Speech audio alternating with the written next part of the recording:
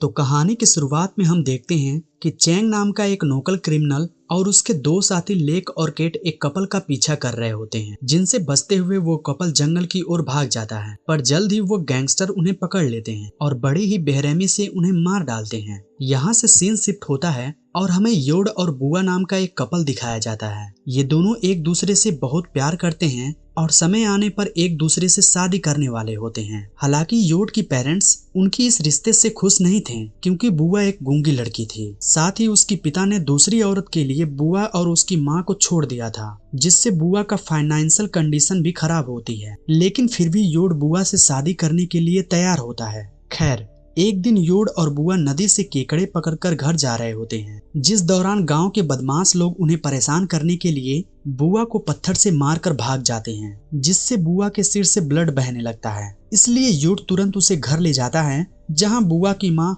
उसके घाव पर मलहम लगाती है और उसे रेस्ट करने को कहती है। इसके बाद वो योड के पास जाती है और उसे कहती है कि तुम्हें एक अच्छी लड़की और अच्छा ससुराल मिल सकता है, इसलिए अब से तुम्हें बुआ से मिलना बंद कर देना चाहिए। जिस पर योड कहता है कि मैं बुआ से सच्चा प्यार करता हूँ और मुझे गाँव वालों की बातों से कोई फर्क नहीं पड़ता। इस तरह योड अपने परिवार और गाँव वालों के खिलाफ होने के बावजूद भी बुआ के साथ रहने का डिसीजन लेता है। अब वो दोनों अगले दिन फिर से मिलते हैं और एक दूसरे के साथ टाइम स्पेंड करने के लिए मछलियां पकड़ने जाते हैं और उन्हें पकाकर एक साथ खाते हैं। इसी गांव में चैंग और उसके दो साथी भी रहते हैं, जिन्हें देखकर ऐसा लगता है कि उनके पास लोगों को तकलीफ पहुंचाने के अलावा कोई और काम नहीं है। इसके अलावा वो लोग सामान और पैसे चुरा कर अपना गुजारा करते हैं। चैंग की एक पत्नी भी है, जो चैंग के बिहेवियर के लिए चैंग को डांटती रहती है, लेकिन चैंग उस पर ध्यान नहीं देता था। एक दिन जब योड और बुआ मछलियां पकड़कर घर जा रहे होते हैं, तब चैंग और उसके दोनों साथी दोनों सामने आ जाते हैं और उनसे मछली से भरी बाल्टी छीनने लगते हैं। यहाँ चैंग बुआ को भी परेशान करने लगता है, जिससे योड उसे बचाने की कोशिश करने लगता है, लेकिन वो सभी उस पर आसानी से हावी हो जाते हैं। तभी चैंग की पत्नी वहाँ आ जाती है, जो चैंग और उसके साथियों से योड और बुआ को बचा लेती है। शाम को जब योड अपने घर जाता है, तब उसके पिता हमेशा की तरह बैंकॉक जाकर नौकरी करने को कहते हैं। असल में उनका मानना था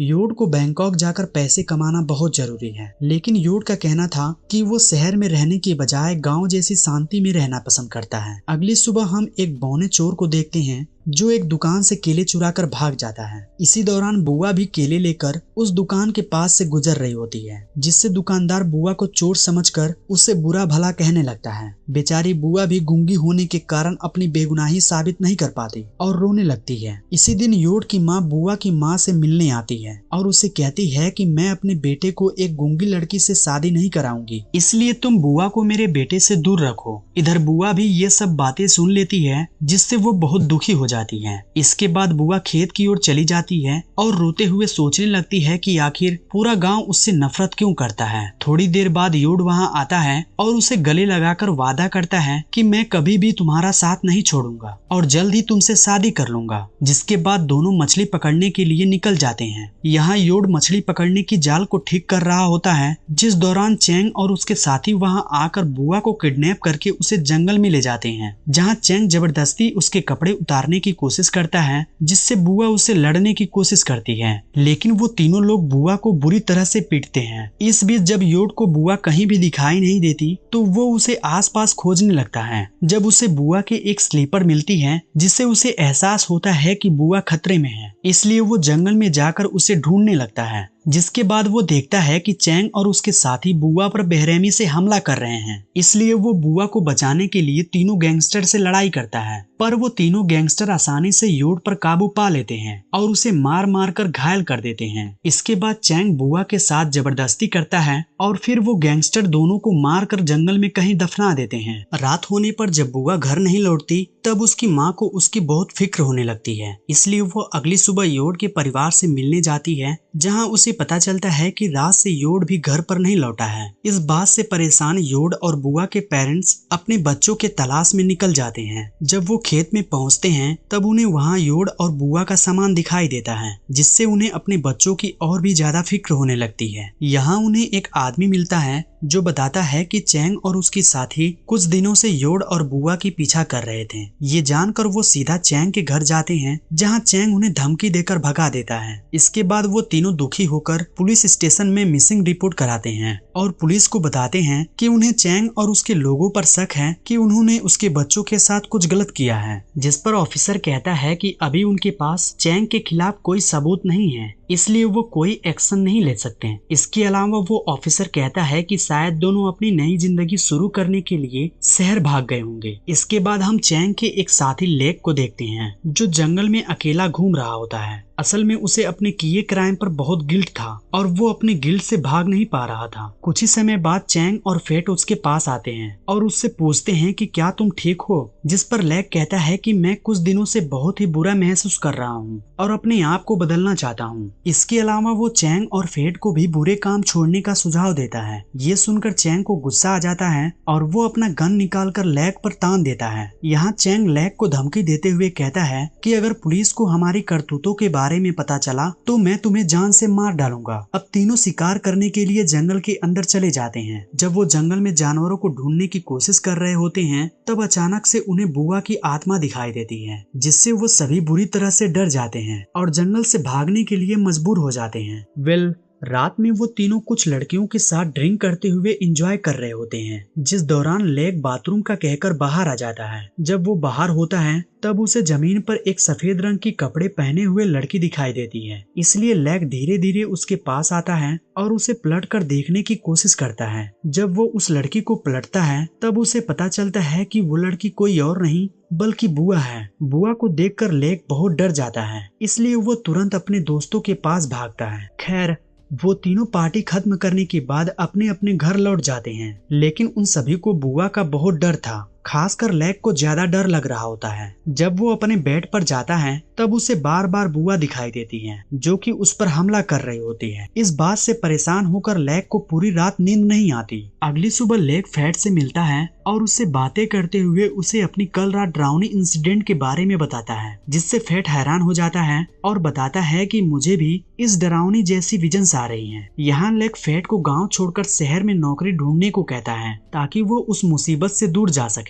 इसके अलावा लेक कहता है कि अगर गांव वालों को हमारे बुरे कामों के बारे में पता चला तो वो हमें बर्बाद कर देंगे। जिसके बाद फेट कहता है कि हमारे जैसे लोगों के लिए नौकरी पाना बहुत मुश्किल है, इसलिए हमें गांव में ही रहना होगा। अब वो तीनों एक बार फिर से जंगल में शिकार करने के लिए जाते हैं, जिस दौरान लेक के सामने बुआ आ जाती है और उसका पीछा करने लगती है, जिसे देखकर लेक डर जाता है और उससे अपनी जान बचाकर भागने लगता है। भागते समय अचानक कोई उसके सिर पर एक लकड़ी की टहनी से हमला कर देता है, इसलिए वो फ्रेश होने के लिए बाथरूम में जाता है, जहाँ उसे योड की आत्मा दिखाई देती है, जिससे फेट और भी ज्यादा डर जाता है। दोस्तों, आगे बढ़ने से पहले आपसे गुजारिश है कि प्लीज आपके अपने V4 मूवी एक्सप्लेनर चैनल को सब्सक्राइब जरूर कर दें, ताकि दोस्तों आप में से 99% मेरे भाई ऐसे हैं जो मेरे V4 मूवी एक्सप्लेनर चैनल की वीडियोस तो देखते हैं लेकिन सब्सक्राइब नहीं करते हैं। तो थोड़ा सपोर्ट जरूर दिखाइए भाई लोग, सब्सक्राइब जरूर कर लें आपके V4 मूवी एक्सप्लेनर चैनल को। तो चलिए आगे बढ़ते हैं कहानी की तरफ। अगली सुबह फेट मरने की डर से परेशान होकर मंदिर में जाता है, जहां वो अपनी जान बचाने के लिए प्रार्थना करता है। इसके बाद वो चैंग से मिलता है, उसे बताता है कि मैं गांव वालों के सामने अपनी गुनाहों को कबूल करने वाला हूँ। इस बात पर चैंग को बहुत गुस्सा आता है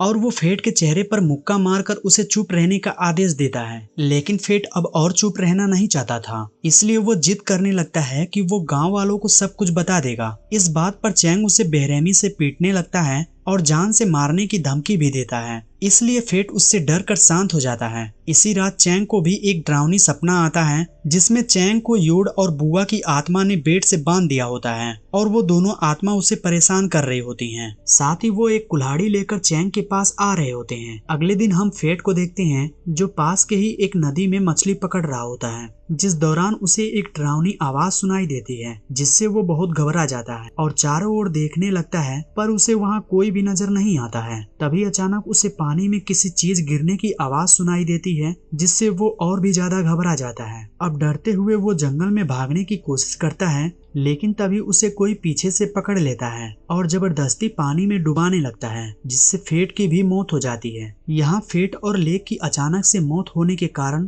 चैंग के पिता को अपने बेटे को भी फिक्र होने लगती है, इसलिए वो चैंग से कहता है कि तुम्हें अपने गुनाहों को कबूल कर लेना चाहिए और अगर तुमने ऐसा नहीं किया तो तुम्हारा हाल भी तुम्हारे साथियों की तरह हो जाएगा। मगर चैन अपने गुनाहों को कबूल करने से साफ इनकार कर देता है, क्योंकि उसे डर था कि अगर उसने अपने गुनाहों के बारे में सब बता दिया तो गांव वाले उसे पुलिस के हवाले कर देंगे और फिर उसे सजा के तौर पर जेल भेज दिया जाएगा। इसके बाद जब चैंग रात में अपनी वाइफ के साथ सो रहा होता है तब उसे कुछ किचन से आवाज आती है, जिसे सुनकर वो चौंक जाता है और अपनी वाइफ को जगाकर पूछता है कि क्या तुमने अभी किचन से कुछ आवाज सुनी थी। यहाँ वाइफ उसे कोई जवाब देने की बजाय उसे बुरी तरह से डांटती है, क्योंकि चैंग ने उसे जगाकर उसकी नींद खराब कर दी थी। खैर, चैंग की वाइफ दोबारा सो जाती है और चैंग भी सोने की कोशिश करता है, पर तभी चैंग को एक बार फिर से वही आवाजें सुनाई देती हैं, जिससे चैंग बुरी तरह से डरने लगता है। इसीलिए वो तुरंत उठता है और लाइट्स ऑन करने के लिए जाता है, जहां उसे पता चलता है कि उसके घर की ट्यूबलाइट खराब हो गई है।